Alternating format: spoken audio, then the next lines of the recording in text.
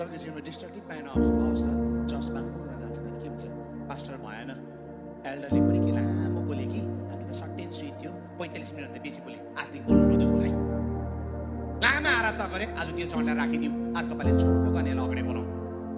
Destructive भयो।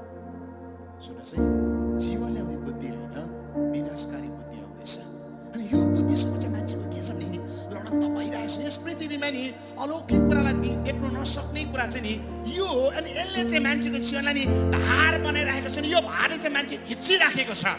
परमेश्वरले भन्नुभयो असल कुरा छ, तेरो भविष्य मेरो हातमा छ, त्यो चाहिँ सुन्दर छ भने हामीले सुन्यौँ, तर त्यो चाहिँ विचारमा हाल्नु सकेनौँ।